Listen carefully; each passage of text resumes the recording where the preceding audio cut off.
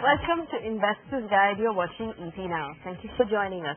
This is a show that helps you find the perfect investment products in the market by looking at what suits your needs best, especially in a market like this where it's very easy for you and I to lose hope because we see what the stock market is doing, we see the fact that our gold prices are coming down. Even debt funds have been suffering over the last few weeks. Remember, you can write to us. An email ID is at the bottom of your screen right now. Send in any question you have about your money. Over the next half hour, in this very confusing economic environment, what should you rely on when stocks, debt, and gold have taken a beating? We'll find out.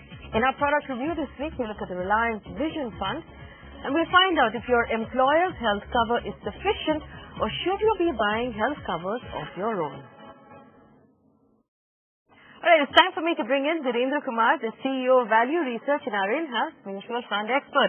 Dhirendra, thank you so much for joining us on Investor's Guide. Dhirendra, we are in a very interesting investment environment. Now, in the past, we've seen whenever equity or the stock markets are doing badly, gold and debt tend to give inversely good returns. Now it seems as if all of these asset classes are doing badly. We see our equity market is going through a lot of volatility. Gold prices have gone down. The rupee seems to be, in a downward spiral altogether. And to top all of that off, our fixed income funds are also doing badly. Now, each of these things are being caused by different reasons. But can you tell us, in a nutshell, what's going on and how we should be approaching this market? Yeah, I think, it is a crisis, and it is a sheer coincidence that a lot of things happening which turns out to be affecting the pattern or impacting the pattern. Normally equity goes down, fixed income does well, interest rates are high. Right now we are seeing some sheer coincidence that because our central bank is combating the currency or trying to lift up the currency, so there has been a squeeze on liquidity. Squeeze on liquidity has completely changed the dynamic for fixed income in the short run. Government is saying that, is of the view, or the central bank is of the view that all these measures are temporary. I don't know how long this temporary phase will continue. Whether it has to wait for the government or we will get lucky with some kind of, global impact, because there are a lot of factors at play. Markets are connected. Very difficult to anticipate what will cause that change. But I don't think the number of moving parts and all of them turning negative for our economy or our markets will last very long. Well, Dhirendra, I'm going to ask you a question that a lot of investors are thinking at this point. Now, the only thing that seems to make sense is for me to pull all of my money out and take it to a bank and put it in a fixed deposit and lock in the current high interest rates that we have. Now, what would you say to an investor who's considering this at this point, pulling money out of his mutual fund, pulling money out of his gold ETFs, pulling money out of maybe his fixed income investments that have, been moving in the wrong direction over the last couple of weeks, and just putting everything in a fixed deposit at 8.5% or 9% and locking that money away? What argument do you have against that move? The one is that, you will be able to escape all the volatility. You will be able to escape all the anxiety which you quote when you get into a fixed income or equity today. But I think the volatility of fixed income is a reasonably temporary phase.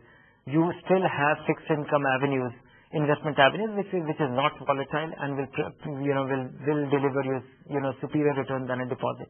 And if you don't need your money over the next 5 years, or if you are likely to need your money after 10 years, 15 years, why do investors be worried about tomorrow? I think, it's extremely important for your long-term wealth accumulation or long-term accumulation to be into equity, because you are able to buy cheap.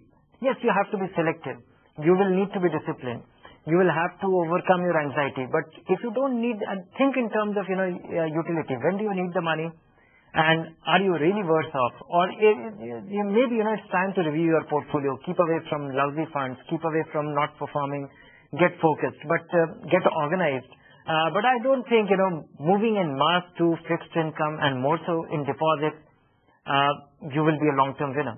All right. So that's important. A good way to make that decision is to decide when you need this money.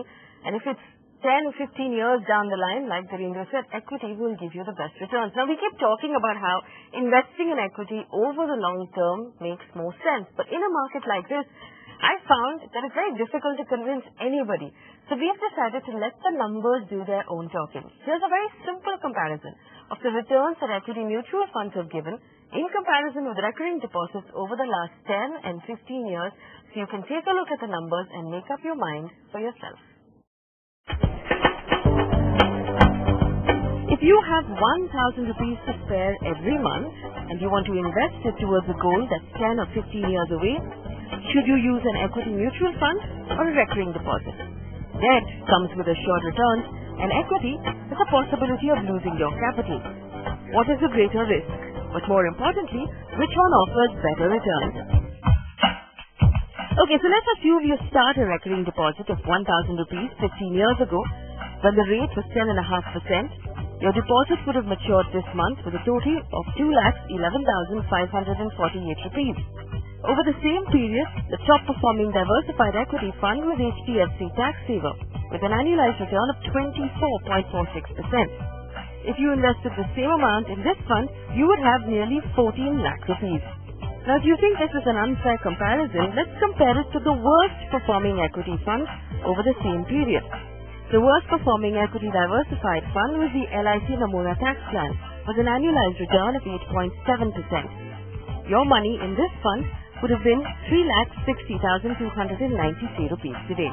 Let's try a different time horizon and assume you only invested for 10 years. A recurring deposit of 1,000 rupees started in July 2003 when the rate was 7% would give you 1,73,706 rupees today.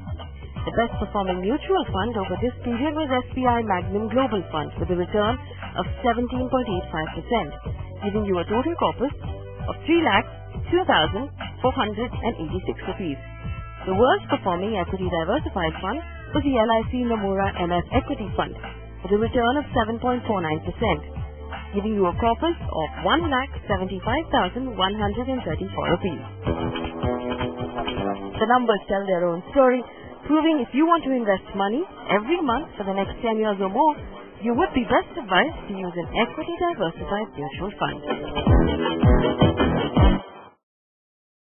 Alright, we hope that makes things a little clearer for you. It's time to move on now to our portfolio versus portfolio segment. Well, ABHAY has written in Virendra. He writes in from Bangalore. He's 30 years old. Now, his goal is to build a corpus for his children and create a contingency fund for himself. Now, if we take a look at his investment, he has 2.5 lakh rupees in his bank account. That works fairly well as a contingency fund. His life insurance, through various policies, seems to fall short. Through my calculation, he should have life insurance away of about 1.2 crore rupees. It's not going to be very expensive at your age, but you seem to be inadequately insured. There's no mention of health insurance. And there's very little money going into his equity mutual funds, about 8,000 rupees a month. So, Virendra, let's start like we always do at the ULIPs. He has far too many ULIPs, in my opinion, and none of them are giving him the sum assured or the life cover that he needs. Would you recommend he takes a look again at